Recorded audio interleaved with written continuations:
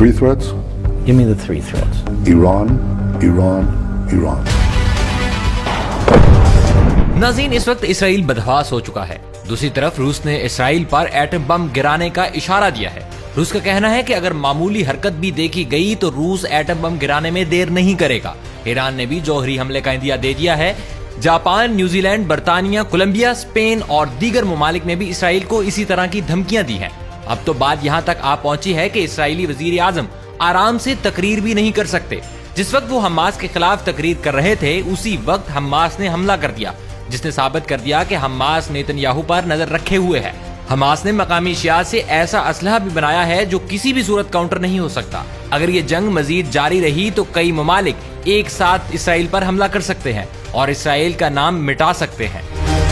रूस ने कहा कि अमेरिका की तरफ से किसी जौहरी तजर्बे की सूरत में रूस भी ऐसा ही इकदाम करेगा और इसीलिए रूसी पार्लियामेंट जौहरी तजर्बात पर पाबंदी के जामे मुआहदे पर पाबंदी को मंसूख कर देंगे। रूस ने किसी भी मुल्क में जौहरी हमला न करने के इस मुआहदे पर 23 साल पहले दस्तखत किए थे, लेकिन अमेरिका ने कोई दस्तखत नहीं किया था, जबकि अब अमेरिका इसराइल के हक में खुलकर सामने आ रहा है। इतलात के मुताबिक ऐसा खदशा भी जाहिर किया जा रहा है कि अमेरिका किसी भी वक्त फलस्तीन पर हमला कर सकता है। इसलिए रूस ने भी कहा है कि अगर अमेरिका ऐसी हरकत करता है तो रूस कभी पीछे नहीं रहेगा। रूसी ओहदेदारों ने कहा कि अमेरिका का इस हवाले से रवैया हर गुजरते साल के साथ ज्यादा गैर अखलाकी होता जा रहा है और वो इस मुआहदे पर दस्तखत न करने के बावजूद इस मुआहदे को मनसूख करने के लिए मुकम्मल तैयार है। दोस्तों, इस ऐलान के बाद इसराइली फौज बदहवास हो चुकी है। इसराइली फौजियों के जहन पर हर वक्त हमास का खौफ सवार है। खबर के मुताबिक इसराइली एहलकार ने हमास का जंगजू समझकर अपने ही शहरी को हलाक कर दिया। फलस्तीन के इलाके गजा की पट्टी के करीब इसराइल के जेर कब्जा शहर अफाकीम में वाक़या पेश आया। एक इसराइली फौजी ने बदहवासी में अपने ही शहरी पर गोली चला दी। गोली लगने से इसराइली शहरी मौका पर हलाक हो गया। इसराइली एहलकार ने अपने शहरी पर हमास का जंगजू होने के शुबे में फायरिंग की, जिससे ये साबित हो रहा है कि इसराइली फौजी एहलकारों के औसान खता हो चुके हैं। दोस्तों, इसराइल ही नहीं, अमेरिका भी बदहवासी का शिकार होता जा रहा है। जब से रूस ने एटमी धमाकों की धमकी दी है, तब से अमेरिकी वजीर खारजा इसराइल में है। उन्होंने इसराइल से ही ऐलान किया है कि अमेरिकी सदर जो बाइडन बुध को इसराइल का दौरा करेंगे। अमेरिका अब किसी भी सूरत में जंग रोकना चाहता है, लेकिन इसराइल नहीं मान रहा और अमेरिका को इस बात पर गुस्सा है। नाज़रीन, इसराइल और हमास के माबैन जंग अब बहुत दूर तक जा चुकी है। इस सारे मामले में हमास के पास इसराइल जैसी ताकतवर फौज को तिगनी का नाच रचाने वाले हथियार कहां से आए? इस सवाल का जवाब हर कोई जानना चाहता है। अमेरिकी रिपोर्ट में हमास रहनुमा ने खुद इस बारे में साफ साफ बता दिया। हैरानकुन बात यह है कि हमास कैसे इसराइली, मिस्री, सऊदी इंटेलिजेंस से बचते हुए हजारों रॉकेट्स जमा कर लेती है। ये रॉकेट्स उन तक कैसे पहुंचते हैं और फिर किस तरह उनको फायर करते हैं?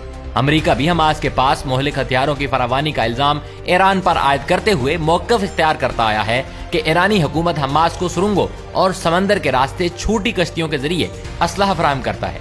दूसरी जानिब अमेरिकी खुफिया इदारे CIA की वर्ल्ड फैक्ट बुक में दावा किया गया है कि हमास अपने हथियार स्मगलिंग या मकामी तमीरात के जरिए हासिल करती है। लेकिन ये सवाल अपनी जगह है कि हमास इतने सारे ममालिक और उनकी इंटेलिजेंस नेटवर्क को कैसे धोखा देने में कामयाब हो जाती है। इन सवालों की हमारी खोज में लेबनान में मुकीम हमास के एक सीनियर कमांडर ने बिल्कुल ही अलग बात बताई। उनका कहना था कि हमारे पास हर किस्म का हथियार तैयार करने के लिए मकामी सतह पर अलग अलग फैक्ट्रियां हैं। हमास के बैरून मुल्क कौमी ताल्लुकात के सरबराह अली बराका ने बताया कि हमारे पास मार्टर और इनके गोलों, इसी तरह क्लाशनकोव और इनकी गोलियां बनाने की फैक्ट्रियां हैं और ये गोलियां हम रूस की इजाजत से गजा में बना रहे हैं। हमारे पास 250 किलोमीटर, 160, 80 और 10 किलोमीटर तक मार करने की सलाहियत रखने वाले रॉकेट्स बनाने की फैक्ट्रियां भी हैं। इन फैक्ट्रियों में माहिर अफराद मौजूद हैं जिन्होंने हमें असला साजी में खुद कफील कर दिया। गजा में इसराइली बमबारी से तबाह होने वाली इमारतों से निकलने वाला सरिया, वायरिंग और मलबा वगैरह भी हमास के हथियारों की तैयारी में काम आता है। इसी तरह गजा में ना फट सकने वाले इसराइली रॉकेट्स और गोला बारूद भी हमास के लिए किसी नेमत से कम नहीं। ये जंगी सामान फिर इसराइल के खिलाफ ही इस्तेमाल होता है। इसराइली जंगी साजो सामान का दोबारा इस्तेमाल भी हमास की सप्लाई चेन में इजाफा करता है। हमास के इसराइल पर पुरअसरार अंदाज में किए गए तूफानुल अक्सा की सबसे खास बात यह है कि दुनिया भर की इंटेलिजेंस धरी की धरी रह गई और मुट्ठी भर जांबाजों ने इसराइल पर हमला कर दिया। जब ये मालूमात सामने आई तो मालूम हुआ कि ये सब कैसे हमले किए जा रहे हैं। एक वीडियो में रफा क्रॉसिंग पर मिस्री सरहद की जानिब एक फजाई हमला दिखाया गया है, जिससे एक बड़ा धमाका हुआ है। ये वीडियो हमास ने जारी की है, जिसमें इसराइल पर हमले के दौरान यरगमाल बनाए गए लोगों में से एक को दिखाया गया है। इस वीडियो में इब्रानी जुबान बोलने वाली एक नौजवान खातून को दिखाया गया है जो अपनी शनाख्त 21 साला माया शेम के तौर पर कराती है। اسرائیل نے تصدیق کی ہے کہ کم از کم 199 یرغمالیوں کو غزہ لے جایا گیا ہے۔ حماس کے عسکری ونگ کے ترجمان کا کہنا ہے کہ اس کے پاس 200 سے 250 کے قریب اسرائیلی قیدی ہیں۔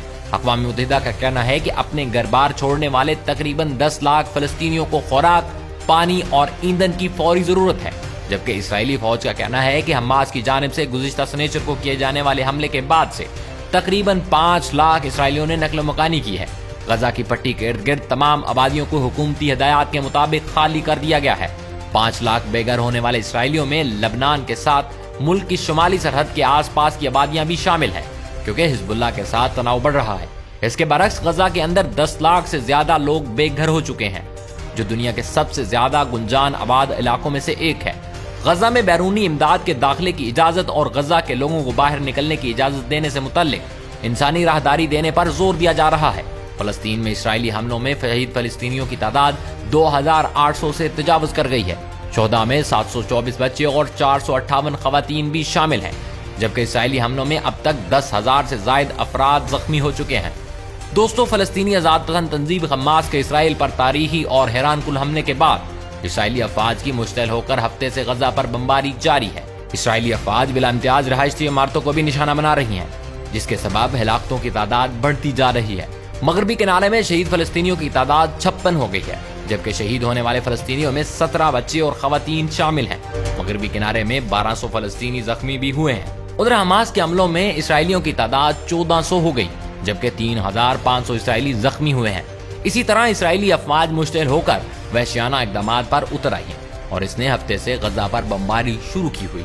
اسرائیلی افواج بلا تخصیص سب کو نشانہ بنا رہی ہیں، جس کے سبب ہلاکتیں بڑھ رہی ہیں۔ اسرائیلی افواج نے غزہ کا مکمل محاصرہ کرتے ہوئے بجلی، پانی، خوراک، ادویات اور ایندھن کی سپلائی لائن کاٹ دی ہے، جس کے سبب غزہ میں کسی بڑے انسانی المیہ کا خدشہ پیدا ہو گیا ہے۔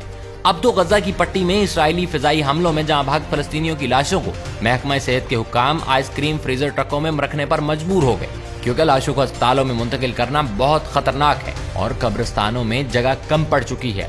دیر البلاح میں شہداء الاقصی ہسپتال کے ڈاکٹر یاسر علی نے کہا کہ ہسپتال کے مردہ خانے میں صرف 10 لاشیں رکھی جا سکتی ہیں، لہٰذا ہم لاشوں کی بڑی تعداد محفوظ نہیں کر سکتے، اس لیے ہم آئس کریم فیکٹریوں سے آئس کریم فریزر لا رہے ہیں۔ ان فریزر ٹرکوں کے اطراف میں اب بھی مسکراتے ہوئے بچوں کی آئس کریم کون سے لطف اندوز ہونے کی اشتہاری تصاویر چسپاں ہیں۔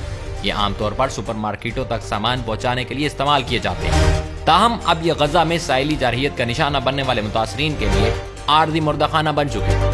ڈاکٹر یاسر علی نے کہا کہ ان فریزروں کی موجودگی کے باوجود لاشوں کی تعداد ہسپتالوں کے اس مرکزی مردہ خانے کی گنجائش سے زیادہ ہو چکی ہے۔ متبادل جگہوں پر 20 سے 30 لاشیں خیموں میں بھی رکھی گئی ہیں۔ ناظرین، اس کے بعد ایران نے اسرائیل کے خلاف چند گھنٹوں میں کارروائی کی وارننگ دے دی اور کہا کہ مزید اگر یہ ظلم بند نہ ہوا تو اسرائیل کو مٹانا ہمارا ایک اشارے کا کام ہے۔ ایران کے وزیر خارجہ حسین امیر عبدالحیان نے اپنے تازہ بیان میں کہا کہ غزہ میں اسرائیل کے جرائم پر خاموش تماشائی نہیں بنے رہ سکتے، اس لیے مزاحمتی محاذ کا حملہ ممکن ہے اور ایران کا خود جنگ میں شریک ہونا بھی خارج الامکان نہیں۔ دوستو، اب حالات اسرائیل کے لیے اس قدر مشکل ہو گئے ہیں کہ اسرائیلی وزیر اعظم خود بھی کوئی تقریر آرام سے نہیں کر سکتے۔ اسرائیلی وزیر اعظم نیتن یاہو کی جانب سے ایران اور حزب اللہ کو دی جانے والی دھمکیوں کے دوران راکٹ حملوں کے سائرن بج گئے، اس کی وجہ سے انہیں اسمبلی سے خطاب روکنا پڑ گیا۔ راکٹ حملوں کے خطرے کے پیش نظر وزیر اعظم نیتن یاہو سمیت دیگر حکام کو کلا بند کمروں میں جانا پڑا۔ یروشلم میں راکٹ سائرن کی آوازیں دور دور تک سنی گئی۔ اسی دوران ایران نے خبردار کیا کہ اگر اسرائیل کی جانب سے غزہ میں مظالم کا سلسلہ بند نہ کیا گیا تو اس کا خمیازہ امریکہ کو بھی بھگتنا پڑے گا۔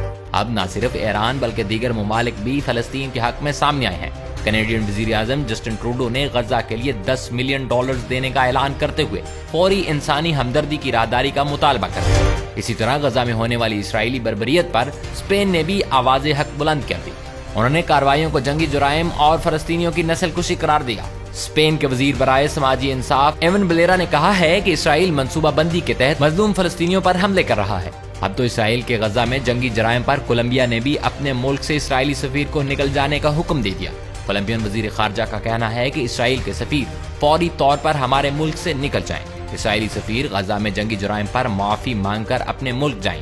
نیوزی لینڈ نے بھی فلسطینی عوام کے ساتھ اظہار یکجہتی کے لیے شہر آکلینڈ کے اوٹیا اسکوائر میں بہت بڑا مظاہرہ کیا، جہاں مظاہرین سے ان کے لیڈروں اور فلسطین کے بعض بچوں نے بھی خطاب کیا اور اقوام متحدہ اور عالمی طاقتوں سے مطالبہ کیا کہ وہ فلسطین میں قتل عام کو رکوائیں۔